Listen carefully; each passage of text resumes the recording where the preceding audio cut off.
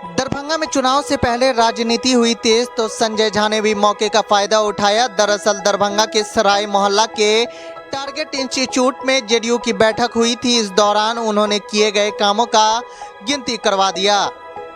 जी हां, मंत्री संजय कुमार झा ने मुख्यमंत्री के कार्यकाल की बात तो कही, लेकिन दरभंगा में बन चुके दरभंगा एयरपोर्ट का भी नाम गिना दिया है। मुख्यमंत्री ने दरभंगा में ही क्यों एयरपोर्ट बनवाया, और तो जगह बनवा सकते थे, फिर भी दरभंगा ही में एम्स बनवाने का क्यों फैसला लिया गया। वहीं संजय झा ने भी दावे के साथ कहा कि मुख्यमंत्री 18 साल आज तक किसी को देखा है बने हुए, तो बताइए। बिहार के मुख्यमंत्री नीतीश कुमार का यह 18वां साल चल रहा है और विकास तो आप देख ही रहे हैं। और भी कई बातों का उन्होंने गिनवा दिया है, वह भी सुनिए।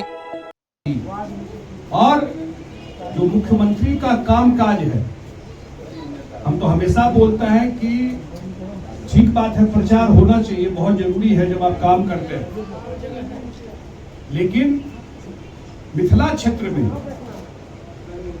2-3 विषय में जरूर, क्योंकि हम लोग आज नगर में बैठे हुए हैं, आप मुझे बताइए, पटना के बाद सिर्फ एक एयरपोर्ट पूरा बिहार में चल रहा है, दरभंगा एयरपोर्ट।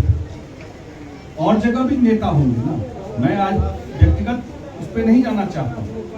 भागलपुर है, पूर्णिया है, सासाराम है, मुजफ्फरपुर है, सब तो बड़ा शहर है, सब जगह जमीन है, एयरपोर्ट बना हुआ है।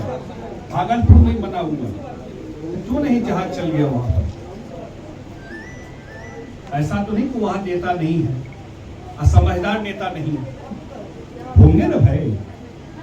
आज ऐसा क्या है कि दरभंगा में ये एयरपोर्ट चालू हो गया, क्योंकि नगर के साथी है तो जानकारी रखनी चाहिए। अगर दरभंगा में एयरपोर्ट शुरू हुआ तो जो भारत सरकार ने तय किया उड़ान स्कीम,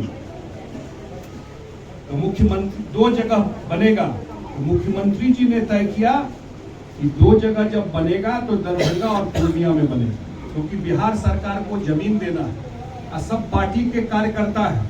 तो 2 बात याद रखना चाहिए कि केंद्र का कोई स्कीम आता है, एक तो कोई कृपा नहीं होती है, कोई कृपा नहीं है, वो स्टेट का अपना हिस्सा है जो मिलता है, और स्टेट गवर्नमेंट भी उसमें पैसा लगाती है। अभी मैं समझाऊंगा। जब एयरपोर्ट बना दरभंगा में, तो कितनी बार मुख्यमंत्री जी आए यहाँ पर एयरपोर्ट, और उन्होंने घोषणा किया कि दरभंगा उन्हीं को चॉइस देना था। वो भागलपुर भी दे सकते थे, वो कुछ भी दे सकते थे। उन्होंने कहा कि नहीं, दरभंगा और पूर्णिया, एक मिथिला में और एक सीमांचल में, 2 जगह एयरपोर्ट, क्योंकि किशनगंज के बगल में एयरपोर्ट है, बागडोगरा, 2 जगह एयरपोर्ट बने। जब एयरपोर्ट बना, उसका जमीन एक्वायर्ड करके बिहार सरकार को अपने खजाने से देना। शुरू में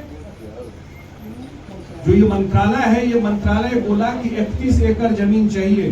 सब कार्यकर्ता साथी को याद रखना चाहिए, 31 एकड़ जमीन एक्वायर करने की प्रक्रिया शुरू हुई। इसी कोरोना में मुख्यमंत्री जी आए और हम लोग जा रहे थे जयनगर। जब जयनगर में बराज बन रहा है अभी, और इसी एयरपोर्ट पे रुके, और वहां से उस समय के मंत्री थे हरदीप पुरी, भारत सरकार में, इसी एयरपोर्ट से फोन से बात की, मैं साथ था। अब बोले कि ये एयरपोर्ट तो इतना बढ़िया जगह है, ये सिर्फ देश नहीं, अंतर्राष्ट्रीय हवाई जहाज भी यहाँ से उड़ना चाहिए। आपको जो जमीन चाहिए बताइए, चिट्ठी भी लिखा है मुख्यमंत्री, वो जमीन हम आपको देंगे। सिर्फ देश नहीं, यहाँ से गल्फ और अन्य जगह भी जाना हो तो वो हम व्यवस्था करेंगे, लेकिन आप यहाँ से अंतर्राष्ट्रीय उड़ान का भी व्यवस्था करेंगे। और जब उन्होंने कहा कि हमको चाहिए, चिट्ठी आई 78 एकड़ जमीन, 54 एकड़ टर्मिनल बिल्डिंग के लिए और जो व्यवस्था है उसके लिए, और 24 एकड़ रात में भी हवाई जहाज उतर सके उसके लिए जो रनवे होता है उस पर लाइट लगता है। 24 एकड़ उसके लिए। अब आप बताइए, पूछना चाहिए, हमारे सब साथी पार्टी के बैठे हुए, बिहार सरकार ने नवंबर में,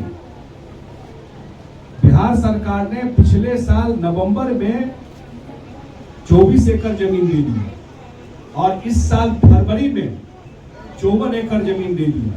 78 एकड़ जमीन 350 करोड़ रुपया के आसपास बिहार सरकार अपने खजाने से दरभंगा एयरपोर्ट को जो टर्मिनल बिल्डिंग बनना है उसको लेकर के दे दिया। कितना दिन समय हो गया, आप जोड़िए हिसाब।